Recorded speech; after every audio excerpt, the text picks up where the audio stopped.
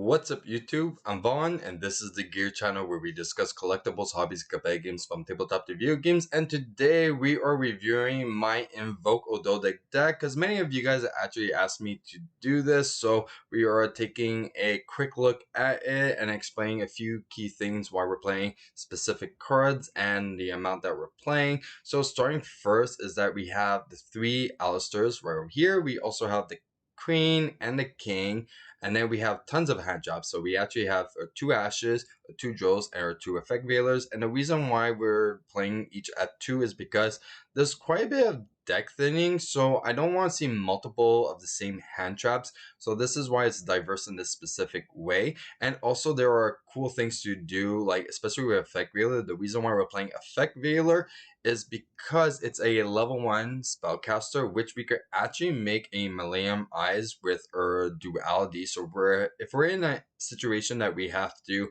make an extra interruption and we didn't use our extra normal summon with Shadow Light, we could definitely take that approach, and it's actually really good and as a good starting as well. So we could actually do quite a bit of plays with this. And for the Ogdoadics as well, we have our Flogos, we have our one Guardian Virtue, and we also have the one Golden Sword Soul. Now, I know some of you might be looking like, well, what happened if one's in your hand? Well, that's the beauty about this deck, is that you could actually do quite a bit of plays even though they're in your hand, and also there's ways to actually set up your board. So I've been doing a lot of like play testing, and I realized that with Flogos and Zora, it makes it very manageable to actually get them in your graveyard and actually abuse one or the other. So if you have the Golden Sword in hand, so you can still supposed to summon her, and then you could actually send him to the graveyard with either Flogos or Zora as well. So then you're able to actually extend and do your usual combo. So it really puts you back on track if you ever draw in either one of these. So there's actually lots of ways to avoid like dead hands. And then we have the one curse, and we're actually only playing two Naya and Nunus because three seems to be too excessive. And also I've been playing with a few card decks of playing only one of each, and so far it's been having decent amount of success. So I might actually change this. At the moment I'm very happy with two of each, but maybe later on we might actually play them at one each instead. Then we have our Night Sword Serpent, which is just free extender that we could still use. So even in hand, there's definitely other ways, but majority it's more of like a deck card that you want to send from your deck to the grave. So very important on that factor. And then we do have Ogdoadic Overlord. Actually, another thing I will point out is that if you use Zora's effect and you have Night Sword Serpent, you can actually use the effect of your opponent draws a card, send a card, and you add a Ogdoadic and send a card. So if you add a Ogdoadic and then you send your Night Sword Serpent, that would trigger it. Okay, then we have one Called by the Grave in case of hand traps. We have dualities. Also, keep in mind if you activate Called by the Grave and you have the same hand trap that you called by the grave, that means on your opponent's turn, if you're starting first, your hand trap is completely dead. So this is something to consider when playing Called by the Grave.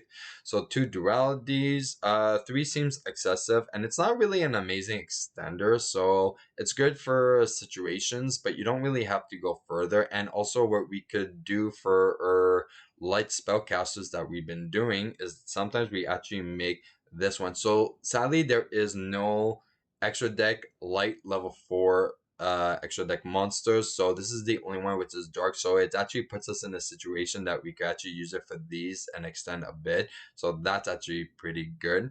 And especially I was in a situation that my opponent wanted to negate her, and I chained the duality to special summon this, so she still resolved. So there's cool plays like that you can do. We have Invocation as well. We have three magical meltdowns, yeah, because I'm not playing the terraforming.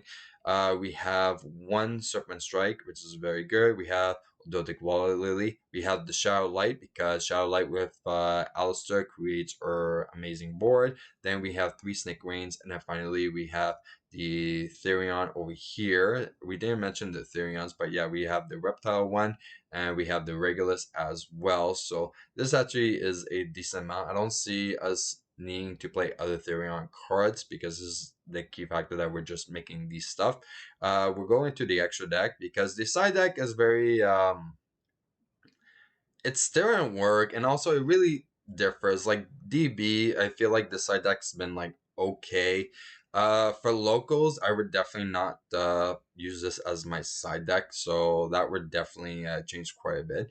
But yeah, we have two Macabas. That's the only invoke monster we really need, so we don't really need to play more. There is room to actually play more if you want to either take out the Millennium Eyes, or if you don't feel like this would be so impactful, you can also take him out. But I think it's really good with duality, so I would keep that in. So Millennium Eyes is definitely a good target to take out if you want to play another Invoke monster. We do have one Warlord Savage, because believe it or not, she is a tuner, and he is also a tuner as well. So you could actually make a nice Savage if you need to, or just to have like a decent like beat stick, that would be really good. It depends, it's very situational, but this is definitely not a card that's necessary to have. Then we do have our XYZ, so we're going to start with the Springus that actually turns into our champion over here, and then we have Lancelot, which is very good because it's a Omni Negate, but also it's very easy to actually go and swing and make an A Zeus with them. Then finally we have two King of the Pharaoh M's.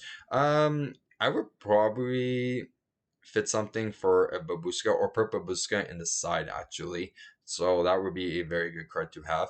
Now for the Link monster, we have a Dark Charmer because it's very good in multiple situations. But my favorite thing to use Dark Charmer for is actually for Queen. So if you manage to have Dark Charmer and Queen, and you use Dark Charmer's effect, Queen sends any card whenever a monster is supposed to summon from your opponent's graveyard. It does not stay on your opponent's side of the field. So if you supposed to summon one of your opponent's monsters on your side of the field, you actually trigger her effect and you send a card for free.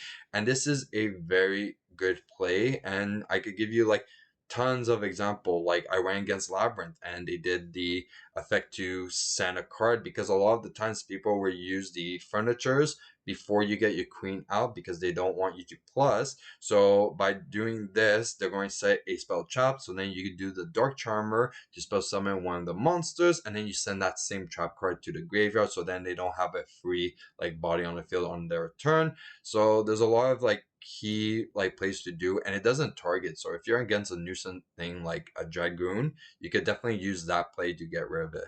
Then we have a Cross Sheep because it's mandatory, because it really helps extend the combo.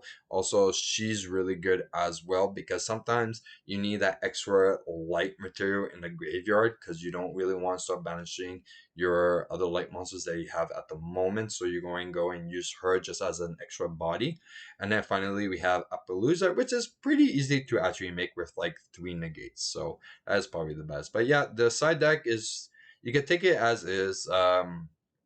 It's not necessary to copy. I would say definitely change it for your ideas. Like lava golems, I would definitely take out. I think I just left it in because you are using your normal summons, and yeah, even though you could potentially special summon, it's not really that great. Like if you're in a position that you are able to special summon your snakes and then use a shot of light and then do that and then additional summon. But I think you just cannot summon, so it doesn't even matter. You cannot normal summon or set the turn you have special summon. Yeah, so it's irrelevant. So I would actually still take out the lava golem.